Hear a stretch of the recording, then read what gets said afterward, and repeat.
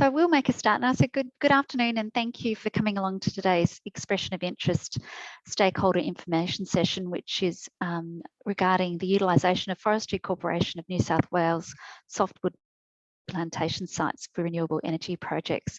My name's Deborah Palmer. I'm a director at WSP, and I'm facilitating today's session on behalf of Forestry Corporation of New South Wales. And I'm joined today by Gavin Jeffries from Forestry Corporation New South Wales, and also Sally Torgman from KPMG, and I'll be introducing you in just a few moments. We're together for an hour today, so finishing off at 3:30 this afternoon. I wanted to let you know that we are recording today's session, and we will make a copy of the recording available on Forestry Corporation's website following today's session as well. If you are experiencing any technical issues at all in today's session, please feel free to reach out to my colleague Steve. His mobile number is 0413 605 880. That's 0413 605 880.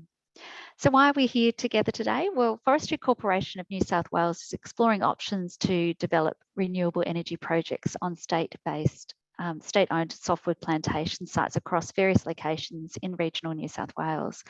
And recent changes to legislation presented a unique and exciting opportunity to utilise this land for renewable energy projects, side by side with timber production.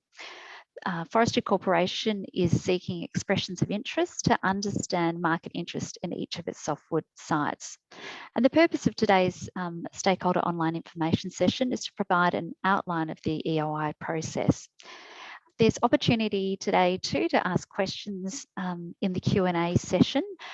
So if you do have any questions in today's session at all, if you'd like to use the Q&A button, it's the two speech bubbles down the bottom of your screen. If you type in your question there, I'll come to those questions once we finish the presentation part of the session. But we're hoping to spend about sort of half the session on presentation, half the session on Q&A.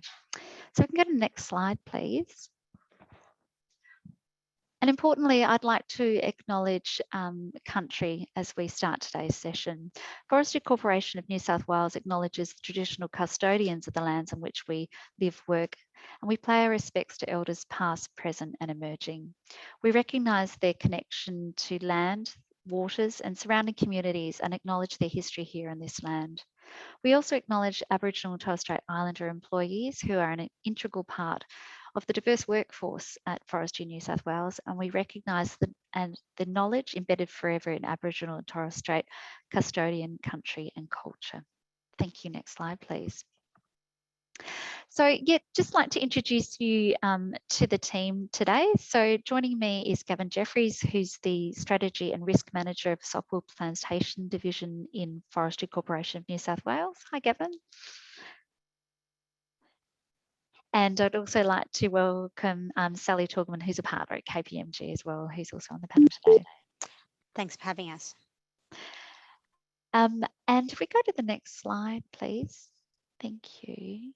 Just wanted to walk you through the agenda for today. So we'll be covering a number of different aspects of the EOI process. So we'll be talking about the opportunity, letting you know about the outcomes from the first round of engagement that was done in leading into this process. Also to be talking about the features of the plantations, the locations, importantly what this means for communities, the EOI objectives, and then key considerations and successful proponents, all before we get to the Q&A session at the end of the session. And as I said before, if you do have any questions at all, please pop them into the Q&A function down at the bottom of the screen there, the two speech bubbles, and I'll come to them as soon as I can. So I'd like to now hand over to Gavin, who will be talking you through the opportunity. Thanks, Gavin. Thanks, Deb. Welcome, everybody. I'm coming to you today from Wiradjuri country in the Snowy Mountains of New South Wales. We are already growing tomorrow's houses on our plantation lands, and side by side, we're now exploring co-locating renewable energy equipment on this same land to power tomorrow's homes. The Forestry Corporation is incredibly proud to have been producing renewable timber for over 100 years. And I'm delighted and I'm incredibly excited by the opportunity to explore the production of renewable energy from within our plantations as well. It's been a 5-year journey for us on this path to get to where we are today. With a change in legislation late last year, that enabled us to bring this prospect to market. And I really want to thank everybody on the call today and the team behind us that's been able to bring this prospect to market. So for us, the Forestry Corporation is exploring the options to develop renewable energy projects on its softwood plantations, softwood plantation sites across various locations in regional New South Wales. These large areas are set amongst sparsely populated grazing properties, away from major settlements and transected by transmission lines. As such, it presents a unique and exciting opportunity to utilise land holdings which may be well suited to renewable energy development, particularly wind and perhaps pumped hydro generation. The organisation has been receiving interest from developers for some time, but because of the change in legislation, we haven't been able to do that until late last year. We need to satisfy all our long-term wood supply agreements, and so we won't be running our customers out of wood.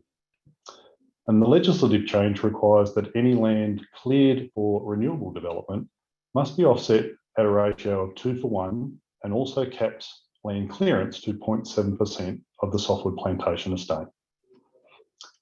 We recently completed a registration of interest process to understand the market interest in the softwood plantation sites and understand the types and locations of projects the market is looking at.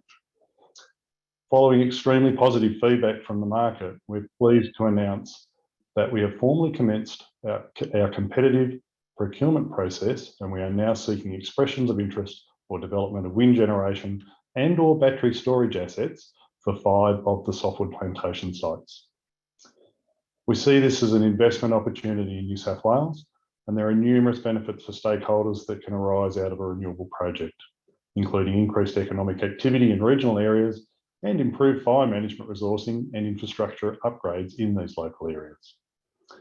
We're at the early point of the project, and although forestry's front door has been knocked over by developers, we have now confirmed through the recently completed ROI process that there are great sites within our plantation estate that have great resources for wind and battery storage and great grid connection locations. So to recap the highlights on the slide and emphasising the opportunity, it is new to market. We are now inviting developers to submit expressions of interest for 5 specific sites for wind and battery projects. Timber supply to the forestry industry and the size of the plantation footprint must be maintained, and investment in regional New South Wales and further diversification of local and economic opportunities is certainly a benefit as well. Thank you. Next slide, please.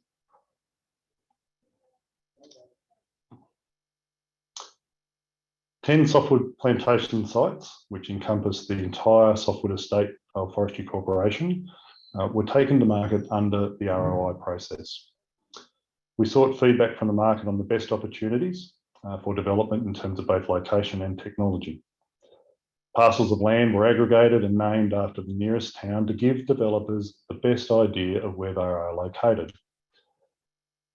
We received a wide range of project proposals from almost 50 developers varying in size and technology, and the majority of proposals were for wind projects. And in total, Forestry received 236 wind farm projects across 10 sites. 87 projects indicated battery co-location.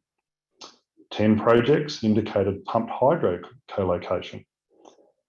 2 projects indicated battery co-location and green hydrogen production, and 2 projects with biomass co-location potential. There were also 4 compressed air projects, 3 standalone pumped hydro projects, and the sites that we have selected based on the level of interest in our plantation, we are now seeking expressions of interest from the proponents for the 5 sites being Bondo, Laurel Hill, Oberon, Orange and Sunny Corner. Now it should be noted that the sites available are limited by legislation to softwood plantations only. The 5 prioritised sites combined are expected to meet legislative requirements of converting plantation land to renewable energy use. hardwood plantation, native forests, creeks, gullies, and remnant native forest areas are not available for development. I must highlight too that the old plantation lands within New State Forest, we excluded those from the start because they have now been transferred to the management of the Lands and Reserve of the New South Wales National Parks and Wildlife Service. Thank you. Next slide, please.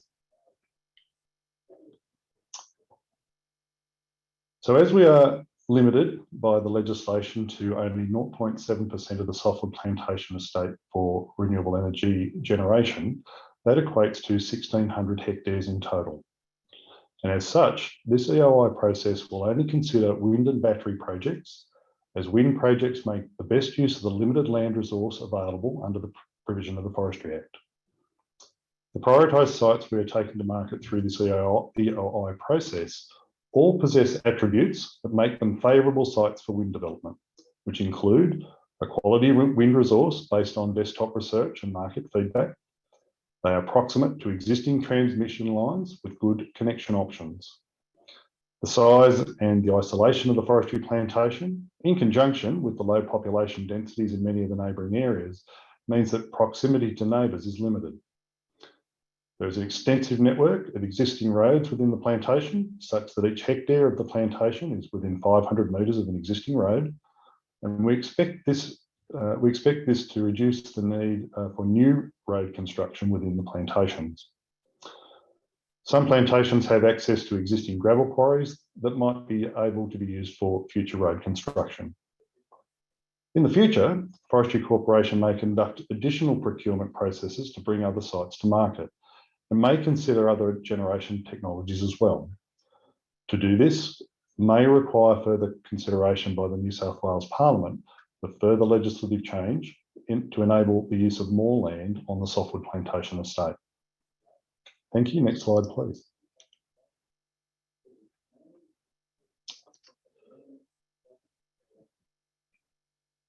So building on what I previously mentioned, there was significant interest during the ROI process for these 5 sites, as they all possess the attributes which make them highly attractive for wind development.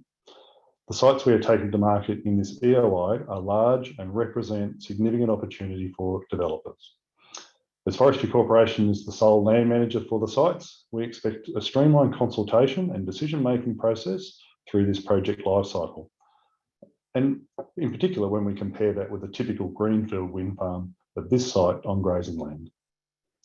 All are in close proximity to transmission infrastructure, and while it will be the responsibility of proponents to secure a grid connection and offtake, Forestry Corporation and KPMG have had preliminary discussions with AEMO and Transgrid to inform them of this EOI process. And I should note again, all these areas are in limited areas of limited population density. Thank you. Next slide, please.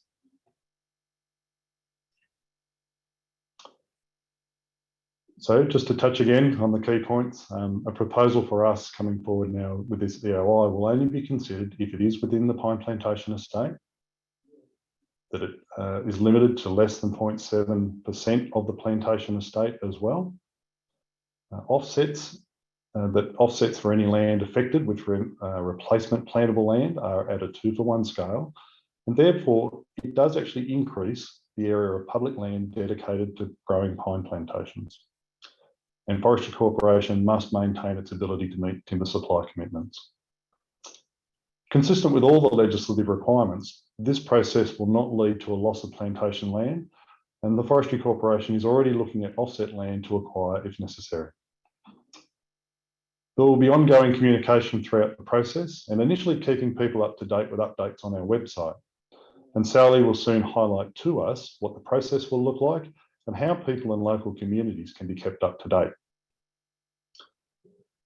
The Forestry Corporation expects a range of benefits to be available to local community and forestry operations. There are great examples in other jurisdictions where forestry and renewable energy are working together to create beneficial outcomes for all stakeholders. We will look for improved bushfire mitigation approaches, including access, fire detection, and maybe in the future, potentially water from pumped hydro storages as well. The process has begun, But we are obviously a number of years away from operation. So this stage commences the competitive procurement process, where we are now seeking proposals to site wind and battery generation assets within our softwood plantations. Suitable proposals identified through this process will have to undergo the normal planning application and approval process in the state of New South Wales, which includes detailed requirements for community consultation, environmental assessments, as well as scrutiny for connection to grid. Next slide, please. And I'd like to introduce Sally Torgerman. Thanks very much, Kevin. And it is my pleasure as KPMG is immensely proud to be supporting this project for both Forestry Corporation and New South Wales Government. It will provide large-scale growth and job opportunities in the renewable sector, and we have been appointed to design and run the process of procuring those development opportunities. Now, following the successful completion of the registration phase, which Kevin has taken you through, we are now very proud to have opened the expression of interest phase, and it is a competitive process, and those who will be shortlisted will have an opportunity to be invited to the next stage, which is the request for proposal. There are no pre-qualifications requirements to participate in the expression of interest process, except we do note, though, that access to the data room does require an NDA, so please do have a look at the website and ensure that you get that to us as soon as possible. Proponents are invited to submit responses for one or several of the sites, I should clarify. They may also bid for all of the 5 sites if they so wish to do so, but participation in the EOI will be mandatory for the RFP process. Now, following your submissions, Forestry will shortlist a number of proponents from the EOI, and this will be done on a site-by-site basis, and it will invite those who are shortlisted to participate in the RFP phase. Now, just repeating, just in case it's not clear, the proponents will be shortlisted for the RFP on a site-by-site basis, and there is no advantage or disadvantage for proponents who submit on one site or multiple sites. Next slide, please. We wanted to take an opportunity to take you through a little bit of the considerations to help you understand what the process will involve. Selection of the proponents in the EOI and the RFP will be based on both price and non-price criteria. So we have here demonstrated a list of 10 merit criteria, and these are really designed to target delivery, both value for Forestry Corporation and the community, because that's really important to this process, and it's really at the heart of the design of this in this engagement.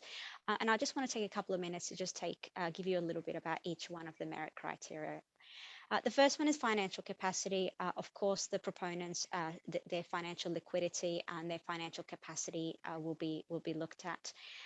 The second one is the technical and financial capability, and a couple of things really go into that one. First of all, the proponent's experience in delivering projects of a similar scale and a similar type of technologies, and their understanding of the interfaces with working with forestry and the operations requirements. Proponents will also need to demonstrate the ability to coexist with other uses, cases of forestry land. So that includes things like timber planting and harvesting operations and the like. And lastly, on the second merit criteria, it is really important that we really look at how the engagements between the proponents and forestry will work, because forestry corporations are obliged to maintain all existing timber supply and continue forestry operation in I guess, in tangent with the new energy infrastructure. So the two and two need to work really hand in hand together. The third one is the delivery capability, and that looks at the experience and the expertise of the proponent's core team. Who's going to be working on the project, what's their capability, and how they're going to be responding in working through the project life cycle from development all the way to construction. The fourth one is the supporting parties and looking at the capability and obviously looking at the type of services each of the parties will be providing. The fifth one is commercial framework, and that is really looking at whether the proponents accepts the Forestry Corporation's commercial principles and risk allocation. For those who complete the NDA and get access to the EOI, you'll be able to see a detailed commercial principles and risk allocation schedule, and that should help you give you as much information around what forestry is really looking for. The next merit criteria is the technical viability. Now, of course, projects will be heavily looked at that, and we are working with our partners, AECOM, in supporting us as technical advisor. And the technical feasibility of the project will include things such as the proposed approach to the design, the construction, of course, the operation and maintenance, and let's not forget the development of the project. But mostly the other important element of that will be how the project relates to the project minimum site thresholds. And they're covered in the EOI in terms of what each of the site's minimum thresholds will be. Community planning and approvals, as well as the environment, is also a key criteria. The proponents' understanding of the environmental sensitivities of the project and their approach to stakeholder engagement throughout the entire project life is really important. So to dig a little bit deeper into that, so there will be emphasis on the ability of the proponent to balance a range of stakeholders. So they could be local communities, forestry corporations, employees, Indigenous groups, local councils, and even recreational forest users who are part of that. In our experience, this part of looking at the procurement in terms of community and engagement with the community is so important, and it really we've seen that these procurement processes, that the more effective community consultations that you do, the better development outcomes. And to that end, we really encourage the development capabilities in encouraging and conducting community consultation, and we will review that as a key evaluation criteria. Number 7 will be the commercial financing, of course, and we have really tried to make clear in the EOI that the viability of the project pathway from development all the way to the end is important to forestry. So that will look at the pathways to revenue, contracting, to what exposure would you be expecting the proponents to look at merchant, and how you'll be sourcing debt and equity. And we would welcome as much clarity on that as possible. Monetary value to Forestry Corporation, so that will involve sort of the value to the proponents' non-binding monetary proposals, and there are a number of mechanisms that we have proposed in the EOI for proponents to consider. Just getting to the other contributions that will be taken into account, there's also non-monetary value criteria. So they will be looking at sort of assessing any lasting non-monetary values, so such as things that will be required to deliver to Forestry Corporation. So what will it take for the local communities and other relevant stakeholders? And just to clarify, overall, the considerations will include both monetary and non-monetary, and they'll be closely studied because of the importance they play. Proponents and their proposed projects will be assessed against these 10, and of course there will be the eligibility criteria, which proponents will need to be in compliance, and we've shared those also in the EOI. The merit criteria along the eligibility criteria together are going to be passed through in the data room, and if there's any questions or clarification, we'd like to hear from you. We'd also wanted to put on the slides just to clarify that as part of the merit criteria, there will be some important documentation. And whilst we can't take you through all of them, we do note that in each of the merit criteria, there'll be some need to provide some evidence. And again, what's on the slide is not exhaustive, but it is absolutely recommended. So please don't assume we know you. It's really important that you provide the documentation that can help support the statements in your submission. And while the majority of the documentation, of course, is non-compulsory for a proposal to be considered conforming, now I want to draw your attention to 2, and those 2 returnable documents are mandatory for the inclusion and for your submission to be considered conforming. The first one is the proponent details returnable workbook, and the second is the project returnable workbook. Both of these are going to be sourced in the data room, need to be completed and returned along with the remainder of the proponent's EOI submission. Next slide, please.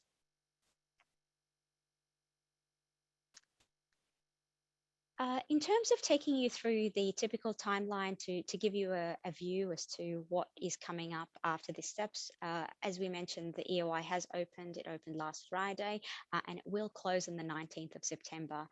The data room will allow you to provide all the information that we've referred to previously in the discussion, and we will be able to let you in once you complete the NDA. So to those who have just listened in, really important for you to get the NDA in as soon as possible. Accessing the data room of the EOI will be contingent on that, and you're able to easily download it from the website, and the instructions on how to do it are really clear. So please do reach out to us if there are any issues with that. Now, we anticipate the evaluation of the EOI will conclude in Q4 this year, and we expect to launch the RFP phase by the end of 2022. And we're targeting a completion of the process by mid-2023 to announce the successful proponents. Post completion of the process, the successful proponents will have a period to undertake, of course, development, so feasibility, and complete all the necessary studies to do things like seeking approvals like environmental, grid, and all the approvals that are required to complete the development process. The normal development process will apply. So that includes the acquisition of all the planning approvals required by the legislative framework, so including looking at things like the EIS and other important pathways in that process. So just to clarify, there is no shortcuts in planning, and the full planning process will apply. As it is very important to forestry that proper and due consultation is undertaken, proponents are encouraged to show in their EOI submission how they plan to engage with stakeholders and communities throughout the remaining part of the process. And we've allowed for stakeholder engagement during our tender process, and communities should expect further consultation during the development of this process as planning approvals are sought.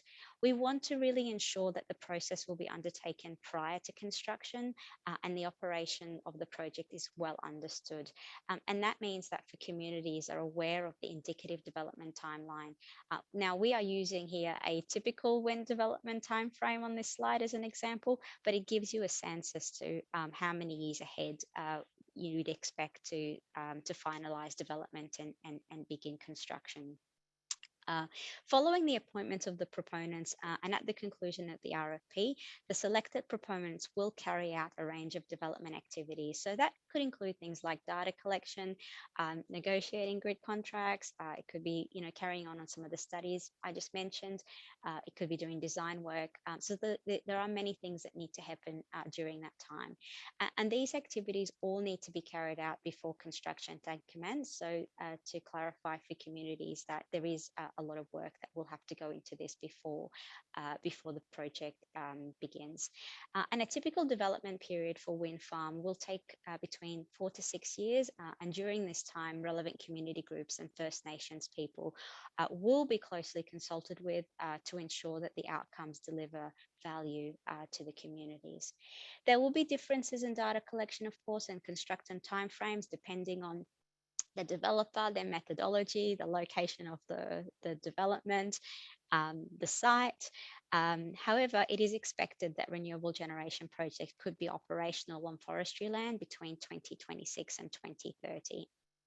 And we note that Forestry Corporation will not be completing any development activities in association with the projects, and that the selected proponents will be responsible for gaining, arranging, designing that process and all of the necessary planning and development approvals required by the legislations, both state and federal. Next slide, please. So to summarize, this is really an incredible opportunity to co-locate renewable timber and renewable wind with energy and batteries to potentially increase opportunities of renewables really throughout the state for local communities to benefit significantly from the developments. We have recently commenced an open and competitive EOI process for 5 sites. And this is based on extremely positive market feedback throughout the recent ROI process. And we thank you very much for your input and your participation throughout that process. The EOI will be extremely valuable in assisting Forestry Corporation in further understanding the level of interest and particularly around each of those 5 sites, and will aid in the selection of a set of well-credentialed proponents that will deliver the value that we expect these opportunities can bring to the market, to both obviously forestry corporations and the local communities surrounding these sites. So really exciting times. So that concludes the formal presentation from us. We would like to invite some questions if you've submitted those on the Q&A chat, and I'll hand back over to Deb. Great. Thanks so much, Sally. And thank you, Gavin, for the presentation. It was really informative. Thank you. And there's been quite a few questions coming through, so I'm just going to work my way through those. If you think of anything else, please continue to type it into the Q&A. We do have up till 3:30 today available to us to answer some questions. So first question, I think, Gavin, for you. Does Forestry Corporation intend to undertake any renewable resource measurements? No, not at this stage. There was overwhelming feedback through the ROI process that developers, proponents, would like to use their own processes and measure their own data. And so that's the position we've taken to not provide any data. Great, thanks for that, Gavin. Another question here, how will the offset land be acquired? Will this be done by the proponent or by Forestry Corporation? Yeah, good one, thank you. Look, offset land has to meet a number of different requirements as specified in the legislation, and it needs to be in the same wood supply zone for the renewable project being proposed. Now, it could be bought by the proponent that if it met that requirement of the legislation and also our own interests, but our view is that we probably should acquire the land ourselves and then provide a cost to the developer at a point in time in the future. Our developers may have land already, and we'd be interested to know if that's the case. So when people put in their proposals at EOI, to let us know that that's the case. And further information is provided in the EOI briefing opportunity for potential proponents to review in preparing those proposals and how to account for the land and the cost of land in their proposals. Great, thanks, Gavin. And then there's a couple of questions that have come in that are sort of around this same theme. Somebody's got a feasible proposal that they think for a plantation site that's not one of the 5 listed in this process. Will I get an opportunity to develop it? Great, thank you. The 5 plantation sites in this EOI were considered by participants in the ROI as being the most feasible sites. And so when we looked at it and we did some calculation, the legislative cap on the amount of softwood plantation land that can be used for softwood plantation development being 0.7% of the entire estate, it roughly equates to about 1,600 hectares. So the 5 sites we think will fall within that category. And once the EOI in particular is completed and we get a feel for what the proponents are talking about in the way of the use of land, we may be able to consider whether or not the other 5 sites or a proportion of those sites might actually present further opportunity and the ability to bring another process to market after the RFP. So I guess a follow-up question would be, would you accept any proposals that are not on the 5 EOI sites currently? No, we can't accept those in this current round of the proposals. Okay, thank you. Will Forestry Corporation be involved in engaging and consulting with the community and stakeholder groups? We've already started, which has been tremendous. Speaking this week, for example, with local government and also the New South Wales Rural Fire Service, all are genuinely interested as to how this is going to work. And they're certainly interested in having input in and engaging with proponents once projects are identified. We'll continue to provide updates on our website as the projects continue over the next 12 months, and particularly this process. But the developer, once they're issued with the permit, the land access agreement, it will be up to them to undertake the primary consultation role. And that's really part of the community consultation process that falls within the relevant planning regulations of New South Wales. Great, thanks, Gavin. Question here, does the 0.7% of softwood plantation land limitation in the Forestry Act relate to the current areas of plantation coops, i.e. removal of areas currently growing trees, or does it also include cleared areas on the land currently used for roading and fire breaks? Great question. It is the area that is what we call the potential plantable area, basically the boundary where the pine trees can be. The roads, the fire breaks are not included. Great, thanks, Gavin. Sally, I think this is a question for you. How are the merit criteria weighted? Yeah, it's a really good question because the merit criteria aren't weighted at this stage of the proposal, and if they do get through the RFP round and then be further elaboration of that will inform the proponents. But at this stage, to answer the question, the merit criteria are not weighted. Great, thanks, Sally. Another question, again, I think this might be one for you, Sally, too. If we've not done an ROI, can we do an EOI for a heat energy to power generation project? That's a good question. So the participation in the ROI is not a requirement, and of course anyone's welcome to submit the EOI based on the 5 sites, and you know, I guess the only things to say is just get in your NDA into us, and we look forward to your EOI letting you into the data room. Great, thanks, Sally. How much timber is available to the project applicants at each region? In a word, none. What we're calling for here is an expression of interest for wind and battery storage. So we're not actually providing any timber available for sale in this process. Another question here, Gavin, I think for you, is the timber deemed waste timber? Yeah, so again, we're not making timber available, Deb, in this process. So we don't have a criteria associated with that. Great, thank you. What is the average life cycle of a tree from plantation to harvesting? From a full plantation life cycle, it's about 30 years. Okay, thanks, Gavin. Are there any cultural heritage studies required? There will be. They're not required at the stage of EOI.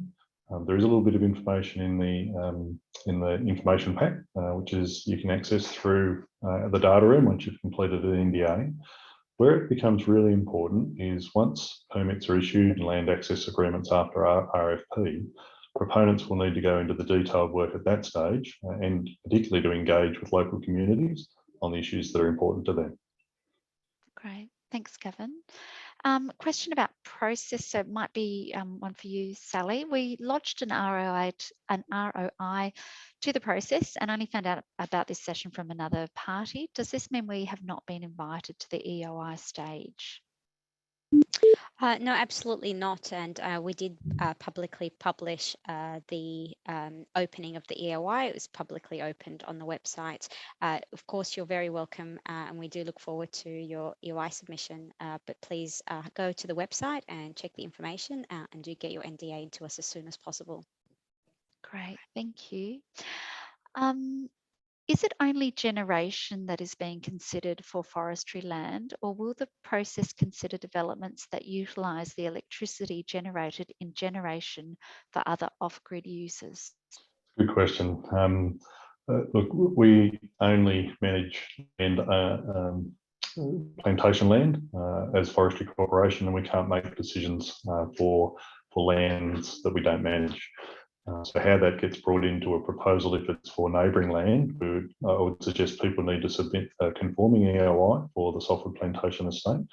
And if there are other areas that they're looking to bring in additional generation types, equipment and the like, it would be a non-conforming EOI and it should be clearly labelled as such. Thanks, Deb. Great, thanks, Kevin. In relation to the 0.7% land use limit, is this applied to each of the sites individually or to the 5 sites as a whole? Yeah, it's the whole plantation estate, so it tends more to the second part of that question, the 5 sites as a whole. So we can only convert 0.7% across the whole estate, and that's roughly the 1,600 hectares. If proponents think about it, you may have an idea about how many hectares one turbine, for example, might take, or a substation. Apply that, multiply it up to scale, and that'll give you a feel for what size it could be. Of course, every part of plantation that proponents use, it comes at a cost for 2 for 1, and that needs to be balanced against, as an example, the fire protection costs and how close the vegetation might be to the generation equipment. So the more proponents can limit the amount of clearing, then the larger the project size potentially is. But again, it needs to be balanced against risk and in particular against fire. Great, thank you. Do land clearing offset requirements include harvested land? Can proponents minimise clearing requirements by scheduling construction in conjunction with harvesting? Yeah, look, definitely. We would certainly welcome that scheduling and the timing with harvesting and the like. But if any proponent takes part of land that is existing as plantation, then yes, that forms part of it means we can't replant that same area. So therefore, the 2 for 1 replacement land requirement falls into effect, and then there would be a cost associated with that. Thanks, Gavin. Another question, I think it might be for you. Did AEMO or Transgrid confirm in your considerations that there were viable grid connection capacities available close to these 5 sites? They acknowledged that these were great sites, but we didn't get into the detail of viability and volume. Our previous discussions with the companies had certainly suggested they were worthwhile areas having a look at. Thank you. Question here around community perceptions. Could you give us an overview of the research findings around the community's perceptions of softwood plantations? And how would you describe the relationship between the communities and the various forestry management layers? Yeah, thank you. I'm not so sure about research, so this is more an opinion rather than based on data and metrics. Look, we've been around for a long time, over 100 years now, growing forests and plantations in New South Wales. In the plantation areas, we work hard with local communities to make sure that people are consulted, people are aware of what the issues are. Neighbours do knock on our door from time to time and have many discussions about the issues that are important to them. We certainly engage with local government, the Rural Fire Service, and really importantly, our customers and our contractors to understand what their particular issues are. We have to coexist. I think the really neat thing about this project too, and as I've started to speak to people more openly about it now that the legislation has changed, there's a lot of positive comment around the co-location of renewable energy generation within the softwood estate. Yes, it's the people recognise, I think, that the roads are there. It's in windy areas. There aren't a lot of neighbours.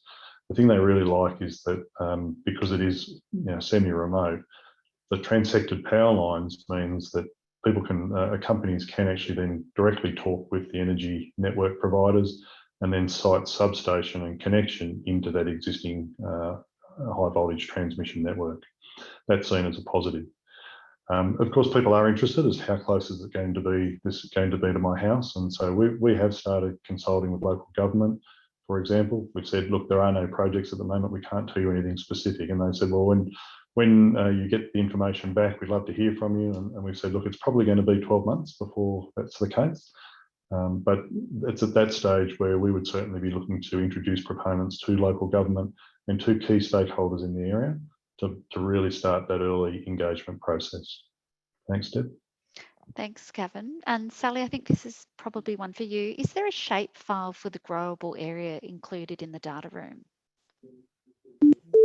So we provided plenty of information in the file in the data room, including the shapefile.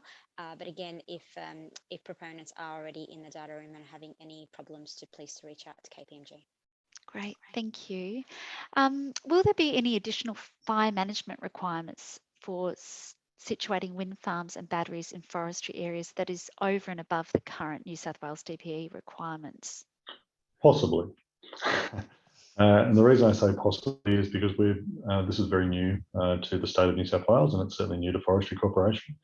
What we see is real opportunity here for the co-location and develop this in partnership. So some of those things that we've already heard proponents tell us about, and this has been quite openly discussed with the Rural Fire Service as well, is what the setbacks might be between vegetation and any sort of energy infrastructure. The need to have the energy infrastructure go from turbine to battery and or substation underground before it is then elevated into the transmission network. But there would be already a good road network, and so what does that mean for a better road network? What might that look like? Communications is a critical one, and indeed, speaking with a council today, they were certainly hopeful that communications could be improved in that area. The company that develops renewable energy in that area need back-to-base communications to their infrastructure. So that would be really neat for the community to be able to benefit from that. Where we also see a benefit too is because these turbines are going to be big. We understand that the tip heights could be between 250, 300 metres perhaps in height. They're going to be tall, so that really gives them a fantastic opportunity for placement of cameras, infrared cameras in particular, for smoke sensors, lightning sensors and the like. And so we are very much looking for the industry to share what opportunities you see for the benefit of protection of all assets. And when I say all assets, I'm talking about your assets as energy equipment, our assets as timber, and our neighbours' assets that sit in the community as well. Nobody wants fire. Thanks, Gavin. Will proponents be permitted to contact neighbouring private landowners during the EOI and the RFP phase? So I think Sally mentioned that we would encourage some degree of engagement with groups. From an EOI phase, and certainly starting to scope out what neighbours might be thinking about the project, it's probably it might be a bit challenging there, just because there may be quite a few. But the plantation estate is large enough that you may not necessarily need to engage directly with a neighbour. There may be other parties that you feel that you need to engage with, and we see no problem in that engagement occurring. There is a bit of detail in the EOI document, so I'd encourage people to have a look at that and understand what you can and can't do, or suggested you can and can't do within the document as well. Will Forestry Corporation be prioritising EOIs with the quickest timeline to a commissioned wind farm? We'll be looking at a number of different of the assessment criteria, and Sally walked us through those before. Thank you. Will details of maximum tree heights for existing plantation trees be provided to proponents in order that we can assess likely easement width requirements, etc.? That's a great question, actually. Look, I think at this phase for developers, for proponents, if you were talking about tree height of 30 to 35 metres, that will be adequate for EOI. Once we move into the RFP process, we need to have a bit of a think about what extra data we would provide to proponents invited to RFP, where you're really getting down to the nitty-gritty detail about where you might be siting infrastructure. We have a reasonable idea, of course, about when our harvesting is going to occur in any 5-year period. And so we might be able to work with proponents there to provide you that sort of data, so you can really refine what that means for turbine placement, turbulence, wind speed and the like. Brilliant, thank you. What's going to be different between the ROI and the RFP stage? I suspect that question's really asking what's the difference between the EOI and the RFP stage. So just to clarify, the registration of interest that has already passed, that was really there to help forestry understand the nature of the interest that could potentially be coming through. And it was just sort of informational only in nature and to help us design the process. So the stage that we've just opened is the EOI, and that is almost very similar to the basis that it allows everybody who's interested in a competitive round to submit. Now, only those who are shortlisted based on the merit criteria will be invited to the RFP, and that is really the almost the final round of the process in terms of being able to go through to preferred participants. So just to clarify, the stage that we're open now is the EOI. It is the first competitive stage of the process, and if you are likely to be shortlisted into the RFP, you must have submit an EOI. And Sally, another question for you, I think, just to clarify, will you only shortlist one proponent for each site post EOI, or you continue a competitive process before shortlisting to one at RFP? That is a great question. In terms of the number, we're at this stage not sharing that just yet. And that has a lot to do with the level of interest that we get based on the EOI. So at this stage, to say that at the end of the day, we will be looking at each site on a site-by-site basis, and there may be more than one proponent shortlisted for more than one site. But in terms of the competitive process, it's really up to the submissions into the RFP. And we're really conscious that to get to the next round, to the RFP, is that we're mindful that obviously the number of party shortlisters is important. But when we get to that stage, we will share that information with those shortlisted parties. Great, thanks, Sally. Gavin, back to you. Does Forestry Corporation have infrastructure standards that must be followed for roads and drainage? Yes, we do in the plantation estate. We build roads these days for B-double access in many locations, and they're the full 65-tonne B-double machines. However, when I say that, I would suggest that the proponents would end up with even higher standards, far in excess of what we would have as well. So there will need to be road studies conducted, and we'll need to work on those. I understand those together. Proponents will need to develop that, and we would then assess them against the standard timber haulage standards that we have. Great, thank you. Where you have grazing leases in place within the timbered growing areas, do the current lease arrangements allow for renewable energy development, or will this be negotiated with the leaseholder? What is the usual lifetime for such leases? Very great. That's a great question. Most of the grazing that we have in the plantation is short-term permits, not long-term leases. So we would work with the grazier in those particular areas, introduce you, ultimately have that discussion what that means, and then the impact for the short-term lease. The longer-term lease we would do the same, and there aren't that many of those in the softwood plantation estate. They'd be very specific areas, and we would need to engage at an early stage with that lessee, which are the long-term lessees as well, on the impacts for them and how we mitigate those impacts. Great, thank you. Specific question here about a type of project. Biochar can be made from waste timber, and while making it produce heat energy for power generation. Would this type of project fit under your criteria? Yeah, unfortunately, no. This one we're calling for wind and battery storage, not for the use of biochar. Okay, thanks for clarifying that for us. Is Forestry Corporation proposing to shift to electric trucking? That's not part of this process, no. Thanks for that one. Are there any requirements around water harvesting and dam construction for the projects? Well, that's an interesting question. In short, no, I wouldn't think so. On the basis that it is wind and battery storage, pumped hydro is possible in the future for dams, and we do already have a number of dams already in the plantation and on site. I understand that water is a requirement for building of the base for turbine or for substation. So we'd need to understand what proponents we're talking about on each site, and then work with you, particularly through our RFP and then permit stage, to understand exactly what that means and how that might work. Deb, I don't have any specific requirements in mind at the moment. Great, thanks, Gavin. Another question about data monitoring. Could any data monitoring be undertaken before the EOI is selected? Well,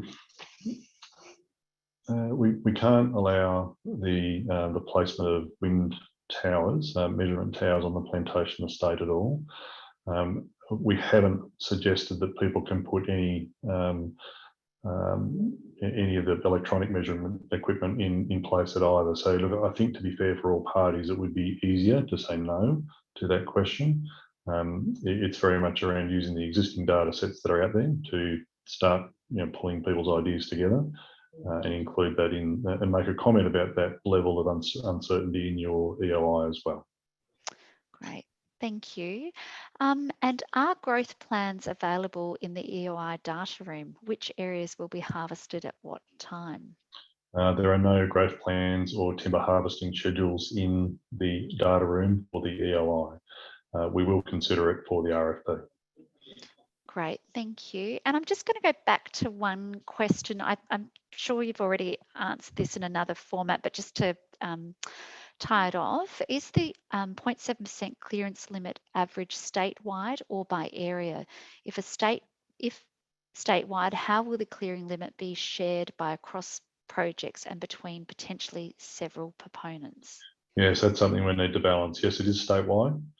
It applies. It's not against specific areas. And we do need to balance that as we look at the merit criteria as all the assessments come in. Great. Thanks, Gavin. So I've gone through all of the questions. There are a couple I haven't read out exactly because they've sort of a repeat of something that we've heard previously, but that has exhausted all of the questions that have come through in the session. So thank you for that. If we could just go back to one of the slides. Thank you. So just wanted to remind people, if you do require any further information following today's session, if you'd like to take a look at the Forestry Corporation website, the address is there on the screen. You are also able to direct questions to the project team via the EOI Data Room's Q&A function, and that'll be open as of next Monday, the 25th of July. And you can also email inquiries to the forestry team at renewable.energy@fcnsw.com.au. Just a reminder too that the EOI process does close on Monday, the 19th of September. So you need to have your EOIs in before that time. But I'll wanted to say a big thank you to Sally and Gavin for great presentations, and also too for answering all those questions. There were some really great and diverse questions in what came through today. So thank you to everybody who's participated in today's session. Gavin, would you like to say some closing remarks at all? Well, there's one more question I can see there about just repeating my earlier comment about off-grid electricity use being non-conforming. What I want to clarify is that we can only make a decision based on submissions coming into our softwood plantation estate, but we can't make a decision based on someone else's land. So proponents must submit a proposal that is a conforming proposal must be on our softwood plantation estate. You get an entry to the game with that proposal. If there is a non-conforming bid that you want to submit where it may include that same area plus some other area from outside the plantation estate, proponents are welcome to put that forward, and we need to understand whether we can or can't consider that proposal as a non-conforming bid. So to clarify, you must submit a conforming bid at EOI, which is solely within the plantation estate. If you have a non-conforming bid and you have not submitted that EOI that is all on the softwood plantation estate, we may not be able to consider that proposal. Thanks, Deb. And in terms of the overall, I just want to thank everybody for attending the presentation today. It's a tremendous opportunity, and we are exceptionally privileged to be working now not only with renewable timber, but also engaging with the renewable energy industry. We currently grow around 35,000 houses per year as renewable timber. And what we're talking about now is the possibility of generating renewable energy on the plantation estate, which might actually power over 1.5 million homes. What a great opportunity here for the land in New South Wales. It's very much about growing tomorrow's houses and powering tomorrow's homes. Thanks, Deb. Great. Thanks so much, Gavin. And just a reminder to everybody too that today's session has been recorded and it will be going up on the Forestry Corporation website probably early next week. So thank you so much for joining us today. Again, a huge thank you to Sally and to Gavin for the presentation and the questions, and thank you for joining us.